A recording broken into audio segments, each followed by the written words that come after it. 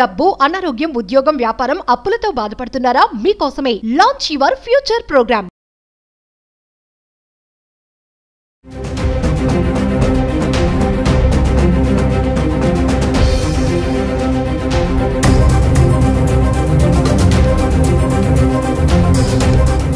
నమస్తే, welcome back to Suman TV. ప్రస్తుతం మనతో పాటు ఉన్నారు అనలిస్ట్ మందర్ కృష్ణారెడ్డి గారు.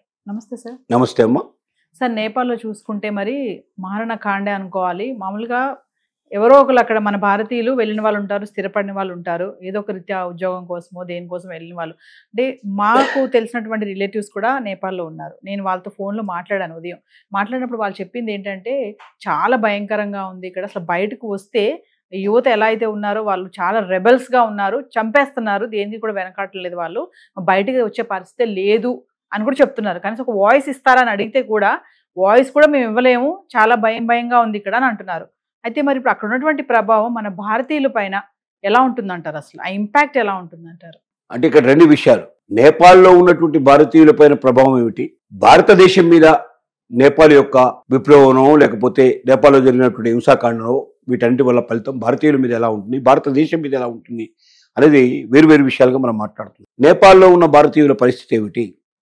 ఉదాహరణకి తెలుగు వాళ్ళు ఆంధ్రప్రదేశ్ నుంచి వెళ్ళినటువంటి విజిటర్స్గా వెళ్ళిన వాళ్ళు, టూరిస్టుగా వెళ్ళిన వాళ్ళు, నేపాల్ చూడడానికి వెళ్ళిన వాళ్ళు దాదాపుగా 200 పైన వాళ్ళంతా కూడా చిక్కుకుపోయినారు. వీళ్ళని సురక్షితంగా 2 రోజుల లోపల టోటల్గా ఎక్కడున్న వాళ్ళందరినీ కూడా ఒక దగ్గర చేర్చి అక్కడ ఉన్నటువంటి సైన్య సాయంతో ఇక్కడ మన దేశం ఆ దేశంతో మాట్లాడి వాళ్ళందరినీ విమానాల్లో నిన్న రాత్రి దాదాపుగా ఆంధ్రప్రదేశ్ని వెళ్ళి టూరిస్టుగా వెళ్ళిన వాళ్ళందరినీ క్షేమంగా తీసుకొచ్చి మన ఇక్కడ దింపేశారు. కొంతమందిని విశాఖపట్నంలో, మరి కొంతమందిని తిరుపతిలో దింపేశారు. ఇక్కడ కర్నూలు, కడపకు సంబంధించిన వాళ్ళందరూ అక్కడికి వెళ్ళిపోయారు. అనంతపురం అట్లా రాయలసీమకు సంబంధించిన వాళ్ళందరూ అక్కడికి వెళ్ళిపోయారు. ఇక్కడ విశాఖపట్నం ఇటువైపు ఉన్న వాళ్ళంతా ఇటువైపు వెళ్ళిపోయారు. అక్కడ స్థిర నివాసం ఏర్పరచుకొని అక్కడ ఉద్యోగాలు, ఉపాధి లేక వ్యాపారం చేస్తున్నటువంటి వాళ్ళ పరిస్థితి ఏంటంటే వాళ్ళంత తొందరగా వదిలిపెట్టి బయటికి రావడానికి వీలు పడదు. ఎందుకంటే వాళ్ళ జీవితమే అక్కడ ముడిపడి ఉంది. వాళ్ళ స్థలాలు ఉన్నాయి, వాళ్ళ పొలాలు ఉన్నాయి, లేకపోతే వాళ్ళ ఆస్తులు ఉన్నాయి, వాళ్ళ బ్యాంకుల్లో అకౌంట్స్లో డబ్బులు ఉన్నాయి, ఇవన్నీ ఉన్నాయి. ఇప్పుడు అక్కడ ఏవీ తీసుకునే పరిస్థితి లేదు, ఇంట్లోంచి బయటికి వెళ్ళే పరిస్థితి లేదు. అసలు ఒక్కోసారి ఇంట్లో ఉండడానికి కూడా అవకాశం ఉందా లేదా, ఇంటి మీద కూడా దాడి చేస్తారో తెలియని పరిస్థితుల్లో ప్రత్యక్ష నరకం చూస్తున్న వాళ్ళు, ఏ క్షణంలో ఏం జరుగుతుందో అనే భయంకర పరిస్థితుల్లో ఉన్న వాళ్ళు చాలా బాధపడిపోయే పరిస్థితి ఏర్పడింది. అలాంటి వాళ్ళని కదిలించడం చాలా కష్టం. వాళ్ళకి ఏం జరగబోతుంది అనేది కొంచెం టైం తెలుస్తుంది. నిన్న ఇవాళ కొంచెం ఊపిరి తీసుకోవాల్సిన విషయం ఏంటంటే సైన్యం తన అధీనంలోకి పూర్తిగా తీసుకొచ్చింది. ఇప్పుడు హింసాకాండాలు మాత్రం జరగడం లేదు ప్రస్తుతానికి. జనజీవనం ఇప్పుడిప్పుడే కొంచెం ఊపిరి పీల్చుకుంటుంది.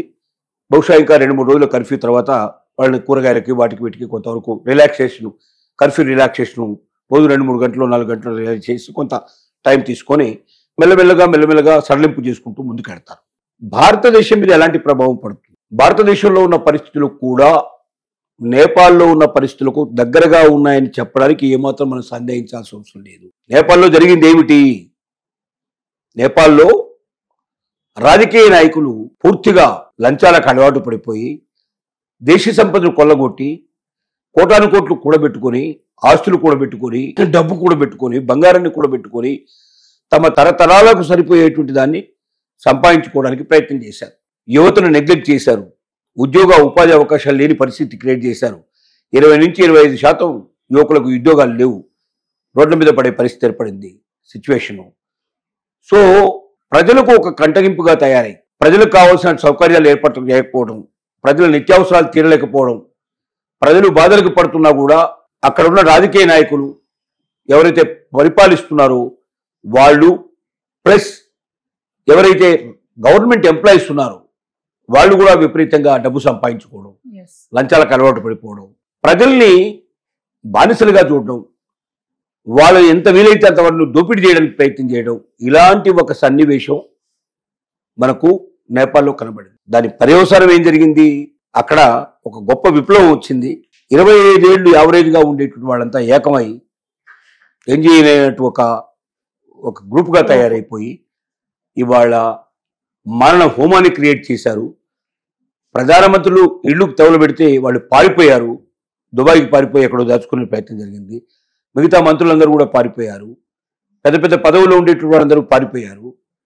దేశం విడిచి పారిపోయే పరిస్థితి, వాళ్ళకున్న సంపదను విడిచి పారిపోయే పరిస్థితి, వాళ్ళు ప్రాణాలు దక్కితే చాలు మనకి ఇంకేం లేకపోయినా పర్వాలేని పరిస్థితికి వచ్చింది.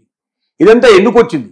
అరాచకం, ముఖ్యంగా లంచగొండితనం, దోపిడీ విధానం, కొంతమంది దగ్గరే సంపదంతా పోగుపట్టం, దేశంలో మొత్తాన్ని దోచుకొని 180-90 మంది పేదవాళ్ళుగా ఉండి 10-15% మాత్రమే ధనికులుగా ఉండి డబ్బంతా ఒక దగ్గరికే చేరి మిగతా వాళ్ళందరూ కూడా నిత్య జీవితాల కోసం పోరాటం చేసి ఉండడానికి ఇల్లు కోసం, తినడానికి తిండి కోసం, కట్టుకోవడానికి బట్టల కోసం ఆరాటపడి బాధపడేటువంటి స్థితికి దిగదార్చినప్పుడు పేదవాడిలోంచే ఒక జ్వాల ప్రయాణం అవుతుంది, ఉవ్వెత్తున లేస్తుంది, ఏకమవుతుంది.